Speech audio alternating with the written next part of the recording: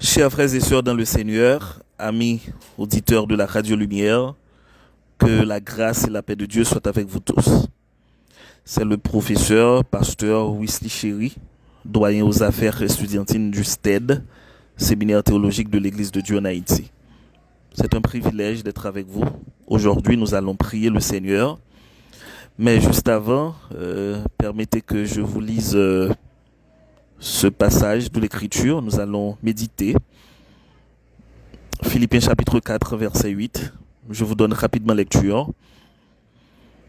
Au reste, frères, que tout ce qui est vrai, que tout ce qui est honorable, tout ce qui est juste, tout ce qui est pur, tout ce qui est aimable, tout ce qui mérite l'approbation, ce qui est vertueux et digne de louange, soit l'objet de vos pensées. Je voudrais attirer votre attention sur le sujet suivant, la transformation du cœur comme le chemin vers une vie épanouie et sereine. Mes frères et sœurs dans le Seigneur, amis auditeurs de la Radio Lumière, chers citoyens, notre pays et tout particulièrement notre communauté chrétienne traverse des moments sombres. La souffrance, l'insécurité, le désespoir nous submergent. Nous sommes accablés et les jours se succèdent sans que la lumière de l'espoir ne semble percer les ténèbres.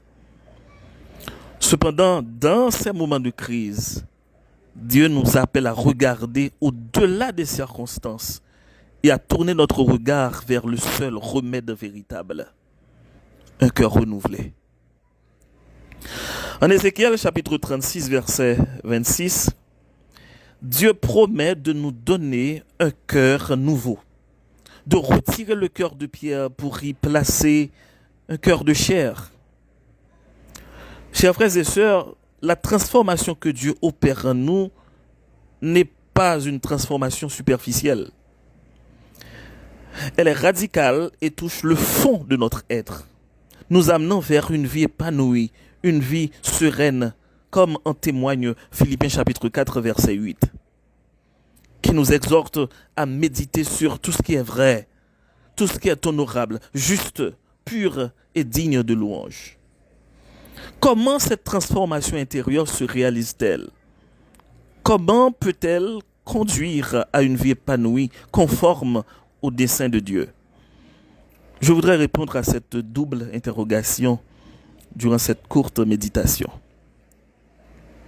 Comment cette transformation intérieure se réalise-t-elle?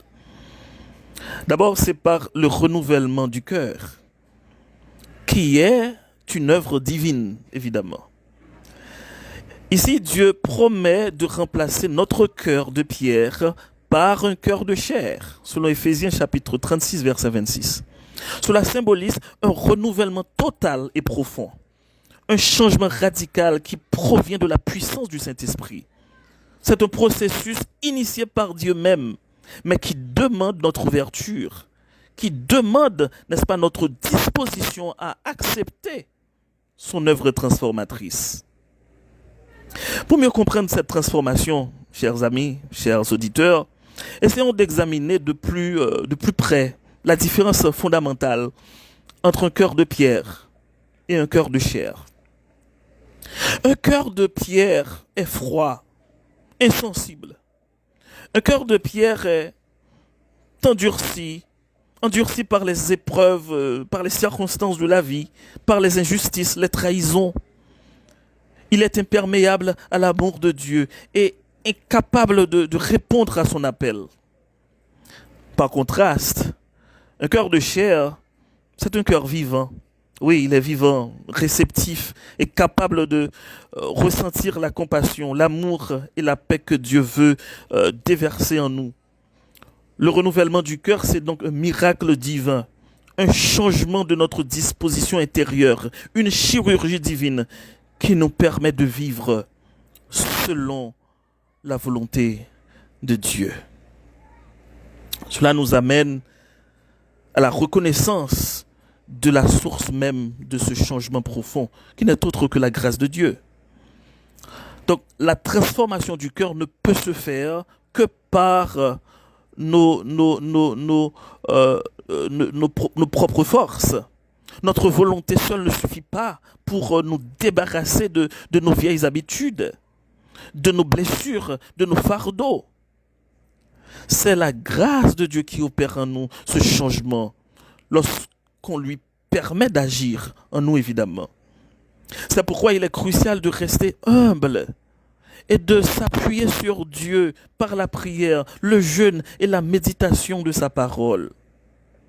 Donc, en tant que croyants serviteurs de Dieu, qui vivent dans ce contexte-là, ce contexte difficile en Haïti, nous devons quotidiennement demander à Dieu de renouveler notre cœur afin que les épreuves, que les circonstances du monde ne viennent ni endurcir notre foi, ni voler aussi notre espérance, ni redéfinir notre identité chrétienne. Plutôt que de céder à l'amertume et à la résignation, prions pour recevoir un cœur de chair, capable de demeurer sensible à l'appel divin et aux besoins de ceux qui nous entourent. Seul un cœur renouvelé, chers frères et sœurs, par la grâce de Dieu, peut porter des fruits de la paix, de l'unité et de la solidarité dans notre communauté, en faisant de nous des instruments de réconciliation et de transformation. Il est donc essentiel de reconnaître que la force nécessaire pour un tel changement ne peut venir que par la grâce divine.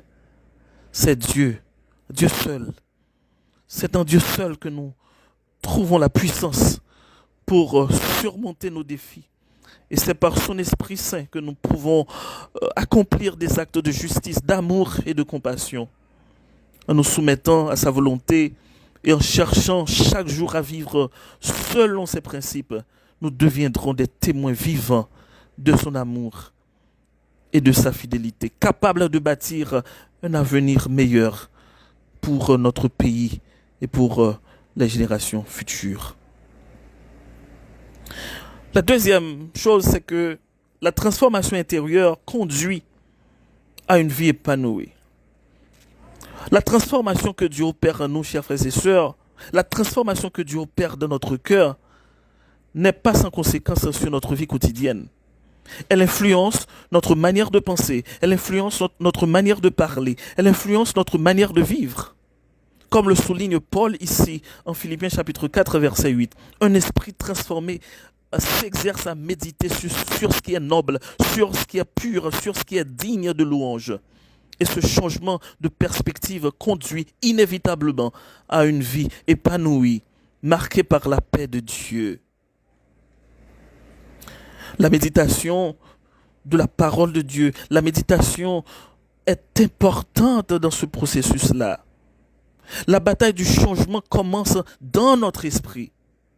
Et si nous nourrissons continuellement des mauvaises nouvelles, des scandales, de la haine et du désespoir, notre cœur risque de retourner à la dureté. Ici, Paul nous exhorte à diriger nos pensées vers ce qui est noble, vers ce qui est honorable, vers ce qui est juste et pur. Cela ne signifie pas ignorer la réalité, non, mais choisir d'adopter la perspective divine, de chercher, n'est-ce pas, le bien au milieu du chaos. Et pour le faire, il nous faut une discipline spirituelle. La discipline spirituelle, ici, ce serait comme un outil de transformation. La méditation sur ce qui est juste ne peut être soutenue sans cette discipline spirituelle quotidienne. Cela inclut la prière, la lecture régulière de la parole de Dieu, la participation à la vie communautaire et le service aux autres. En cultivant ces pratiques, nous créons un environnement propice à la transformation intérieure que Dieu opère en nous. Et nous devenons plus à même de diffuser la paix, la justice et l'amour autour de nous. En tant que communauté chrétienne en Haïti, en tant qu'Église, serviteur, servante de Dieu, méditer sur ce qui est noble, sur ce qui est juste, constitue un acte puissant de résistance face au désespoir et à la corruption qui gangrènent notre société. Nous devons faire le choix conscient et volontaire d'élever nos pensées vers la vérité divine, de cultiver, n'est-ce pas, la gratitude et de rechercher activement des solutions justes et des voies de paix. Cela ne se limite pas à des paroles, mais se traduit, n'est-ce pas, par des actions concrètes. Soutenir les plus démunis, par exemple. Offrir des paroles d'encouragement inspirées par la parole de Dieu. Et créer, n'est-ce pas, des espaces de dialogue et de prière où la solidarité et l'unité peuvent émerger. Chers frères et sœurs, Dieu nous appelle à une transformation intérieure profonde, à un renouvellement de notre cœur et de notre esprit. Ce changement, c'est le chemin vers la vie épanouie et sereine, même au milieu des crises, même au milieu du chaos. Lorsque notre cœur est transformé, notre vie tout entière suit. Et cette période cette période-là de grands défis, puissions-nous être des porteurs d'espérance, avec des cœurs renouvelés et des pensées élevées vers ce qui est noble, ce qui est juste et digne de louange. Que Dieu nous accorde la grâce de marcher dans cette transformation pour notre bien et celui de notre nation. Prions le Seigneur.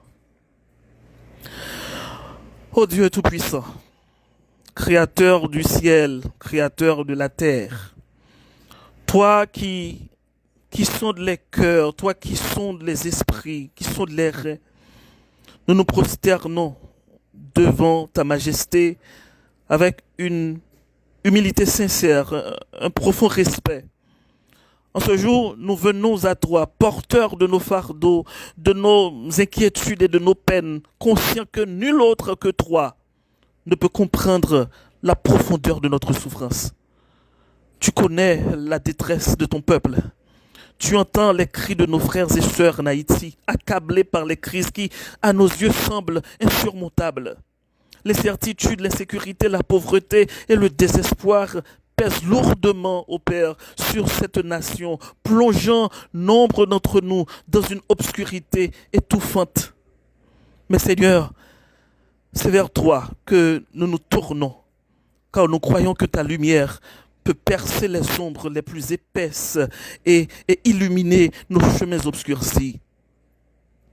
Dans cette période de profonde adversité, nous te supplions, ô Dieu, d'apporter ta clarté, ta paix à notre peuple. Accorde-nous la force de surmonter les difficultés, le courage d'affronter les défis et la foi de croire dans des jours meilleurs malgré la douleur, malgré les vicissitudes, malgré les problèmes qui nous entourent. Que ta lumière éclaire, ô Dieu, non seulement notre chemin, mais aussi notre esprit, notre cœur, afin que nous devenions des témoins vivants de ton amour et de ta justice. Que ta puissance, ô Dieu, transforme nos inquiétudes en espoir et nos larmes en source de foi renouvelée. Que nous appuyons, ô Dieu, sur toi seul, Seigneur, pour surmonter les obstacles, pour surmonter les difficultés. Oui, ô Père, nous voulons nous appuyer sur toi sur tes épreuves, ô Dieu, afin de surmonter les obstacles, ô Dieu, et de remporter les différents combats, les épreuves de la vie. Éternel, dans ta miséricorde infinie, tu nous as promis de retirer nos cœurs de pierre et de nous donner des cœurs de chair. Aujourd'hui, nous nous tournons vers toi pour que cette promesse s'accomplisse pleinement en chacun de nous, ô Père. Viens transformer notre être tout entier, renouvelle notre cœur et rends-le sensible à ta voix, sensible à ta volonté. Libère, ô Dieu, nous de tout ce qui peut l'endurcir, ce cœur, le ressentiment qui nous divise, l'amertume, ô Dieu, qui nous ronge et la peur qui paralyse nos pas.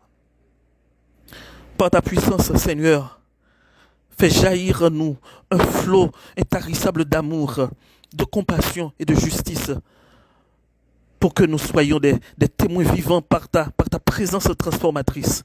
Que ce cœur de chair, oh Dieu, que tu places en nous, devienne un instrument de ta paix, un instrument de ta réconciliation, de ta bonté, qui soit capable, oh Dieu, de pardonner là où il y a eu des offenses, d'apaiser là où il y a eu, oh Dieu, des tensions et d'aimer sans condition. Même face à la haine, donne-nous, oh Dieu, la capacité de bâtir, oh Dieu, des ponts, là où il y a eu des murs, oh Dieu, de répandre ta lumière sur les lieux obscurs et de devenir des vecteurs de ta paix dans notre communauté. Oh Dieu, et même au-delà, Seigneur, que chaque battement de notre cœur transformé résonne comme un témoignage de ta gloire et de ta grâce, guidant, oh Dieu, nos actions vers la plénitude de ta volonté. Père, alors que nous sommes confrontés à des défis économiques, politiques et spirituels, enseigne-nous à garder nos pensées fixées sur ce qui est noble, sur ce qui est juste, sur ce qui est pur. Au milieu de l'incertitude, au milieu de l'injustice, accorde-nous la sagesse de méditer sur ce qui est digne de louange et porteur d'espoir, comme l'a enseigné l'apôtre Paul dans ce texte.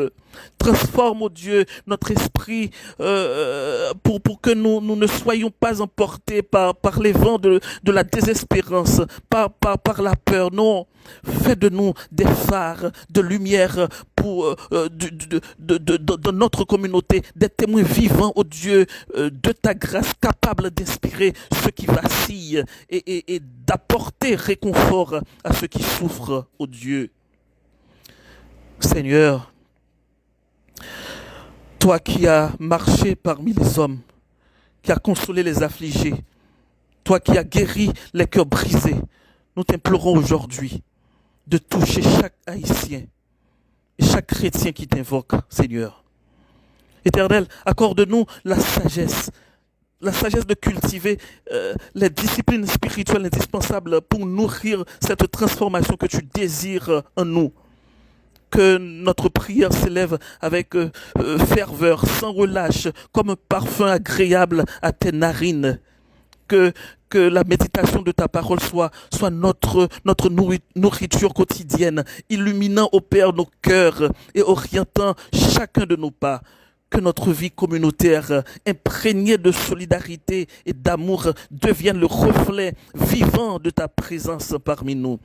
Remplis-nous, oh Dieu, de ton esprit afin que, transformés par ta puissance, nous soyons des instruments capables de changer les cœurs et de guérir les blessures de notre nation. Par ta grâce, que nous puissions triompher de l'injustice par la justice, éradiquer la haine par l'amour et élever notre nation à la puissance de ton nom. Que nos vies consacrées à ta volonté, apporte un témoignage d'espoir, de réconciliation et de paix. Nous t'offrons cette prière avec une confiance inébranlable en ta fidélité, car nous savons que tu entends le cri des opprimés et que tu es le maître souverain qui change les temps et les circonstances. C'est au nom de Jésus-Christ nous t'en prions, à lui seule gloire, la puissance, l'honneur, dans tous les siècles des siècles. Amen. Que Dieu vous bénisse.